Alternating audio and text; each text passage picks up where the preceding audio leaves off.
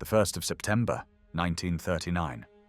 After a false accusation that Poles attacked a German radio station, Nazi Germany launches a so-called retaliatory campaign against Poland, triggering World War II.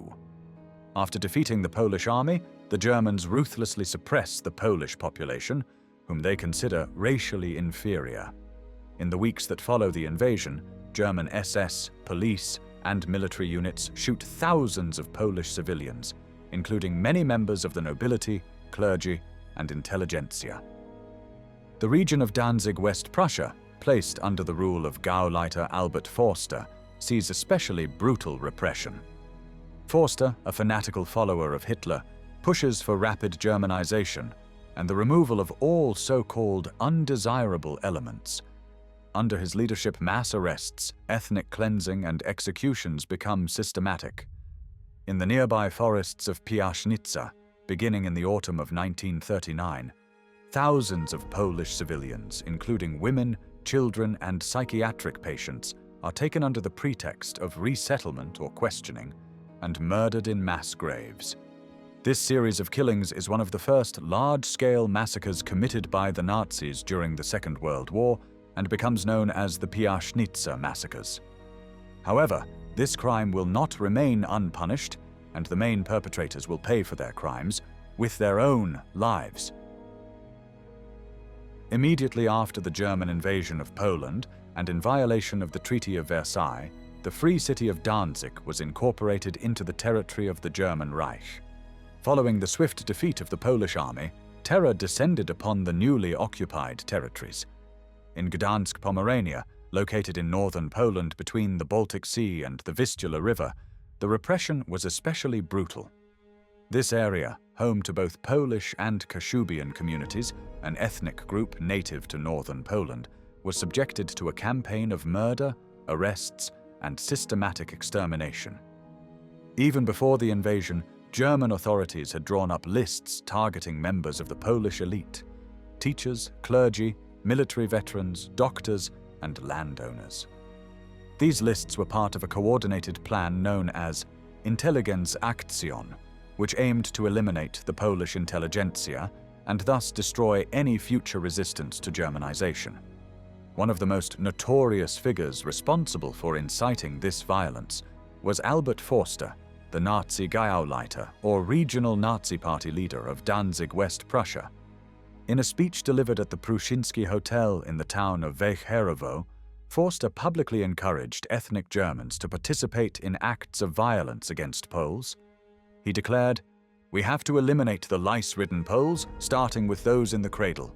In your hands I give the fate of the Poles. You can do with them what you want." His words were met with chants from the crowd who yelled, "Death to the Poles!"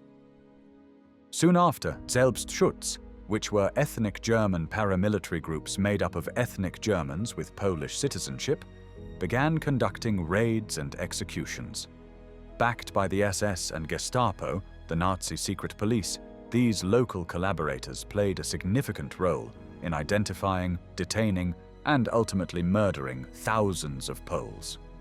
One location was selected to become a central execution site: the forests near the small Kashubian village of Piaśnica Wielka, about 10 kilometers from the town of Wejherowo.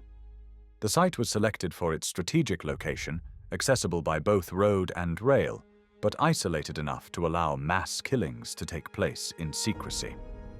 Starting in late October 1939, prisoners were brought to the Piaśnica forest in trucks and buses.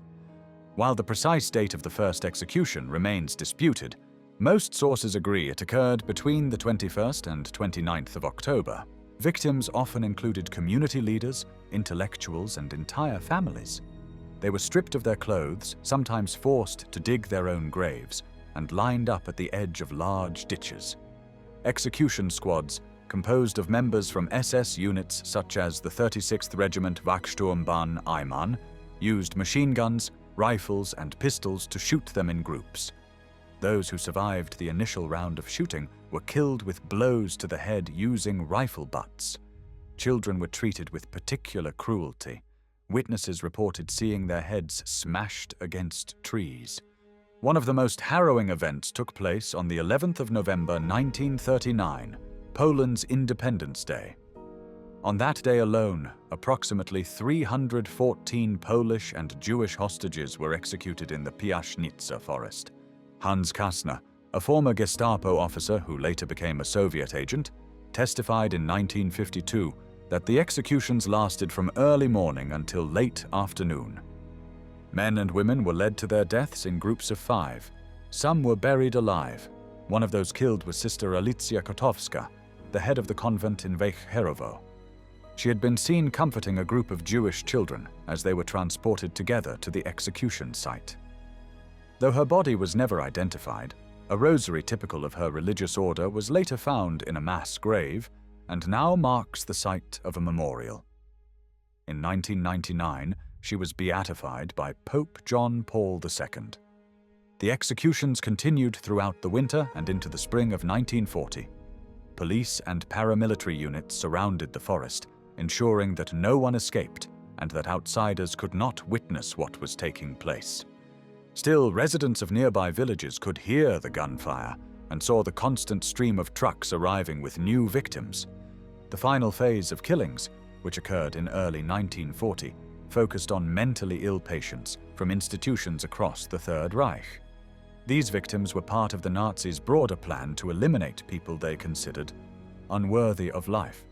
Estimates suggest that between 12,000 and 16,000 people were murdered in the Piaśnica forest and the surrounding area, which covered roughly 250 square kilometers.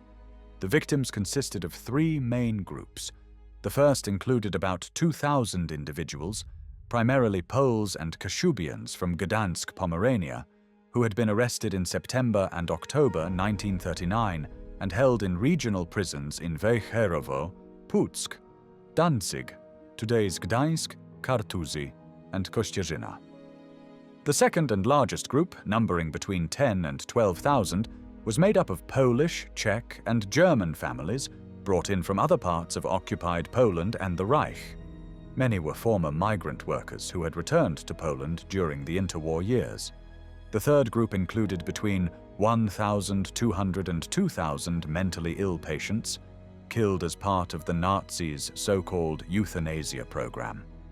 3 principal groups were responsible for carrying out the Piaśnica massacres. Einsatzkommando 16 operated under the command of SS Obersturmbannführer Rudolf Tröger. Special units from the SS Wachsturmbahn Eimann, named after their commander Kurt Eimann, played a direct role in the executions. Finally, local ethnic Germans from Wejherowo, members of the Selbstschutz, also took part. Their leadership included the German mayor, Gustav Bamberger, and the local Nazi party director, Heinz Lorenz. Their command headquarters was located in a villa on Krakowska Street in Wejherowo. One of the key roles in organizing the murders was played by Richard Hildebrandt, the higher SS and police leader in Gdansk, Pomerania. After the massacre operations were halted in spring 1940, the perpetrators began to conceal evidence of their crimes. Forest paths were blocked off, and the mass graves were camouflaged with newly planted trees and bushes. The forest was declared off-limits to the public. For several years, the site remained untouched. However, as the tide of the war turned against Germany and the Red Army advanced, the Nazi regime launched a more desperate effort to eliminate traces of the atrocities. In the summer of 1944, 36 prisoners from the Stutthof concentration camp were brought to Piaśnica. Chained and closely guarded, they were forced to exhume the bodies and burn them in open-air crematoria. After 6 weeks of this horrific labor, the prisoners were themselves murdered, and their bodies incinerated to complete the cover-up. Local German civilians were then enlisted to further conceal the remains and remove any physical traces of the mass graves. Despite these efforts, some photographic documentation of the massacres survived. Waldemar Engler, a member of the Selbstschutz and son of a local photographer in Wejherowo, took several photographs of the executions. The Piaśnica massacres are among the first large-scale atrocities committed by the Nazis during the Second World War. Though many names of the victims remain unknown, The crime stands as a stark reminder of the Nazi regime's policy of systematic extermination and the terrifying efficiency with which it was carried out. The Second World War in Europe ended on the 8th of May 1945. Though many of those responsible for the Piaśnica massacres never faced trial, the main perpetrators eventually faced justice or even revenge. One of them was Albert Forster, the Nazi Gauleiter of Danzig and chief administrator of the region, who was tried by the National Tribunal in Gdansk in 1946. He was found guilty of crimes against humanity, sentenced to death, and executed in February 1952 in Warsaw. In 1946, a British military court in Hamburg sentenced Max Pauli, the former commander of the Stutthof concentration camp and also the commander of the Neuengamme concentration camp, to death for war crimes. Although he did not disclose his involvement in the Piaśnica executions during the proceedings, later evidence confirmed his role. He was hanged in October 1946 by British executioner Albert Pierpoint. Richard Hildebrandt, who had served as higher SS and police leader in Pomerania, was captured, extradited to Poland, and sentenced to death by a court in the city of Bydgoszcz for his involvement in orchestrating mass killings across the region, including those at Piaśnica. Rudolf Tröger, who led Einsatzkommando 16 during the massacre, was killed in June 1940 while attempting to breach the French Maginot Line during the Western Campaign. Forester Stöckel of Warszkowo, a member of the Selbstschutz and supervisor of the excavation of the mass graves, was shot by Soviet soldiers in January 1945. The occupation mayor of the town of Puck, Friedrich Freimann, was also sentenced to death by a court in Gdynia. Additionally, Waldemar Engler and his father Georg, who had documented and participated in the executions while operating a photography studio in the city of Wejherowo, were also prosecuted and sentenced for war crimes. During the 5 years of Nazi occupation, approximately 6 million Polish citizens were murdered. Less than 10% of Poland's pre-war Jewish population survived the war. The rest perished in killing centers like Treblinka, Bełżec, and Auschwitz-Birkenau. In total, around 3 million Polish Jews were exterminated, the largest number of any country affected by the Holocaust.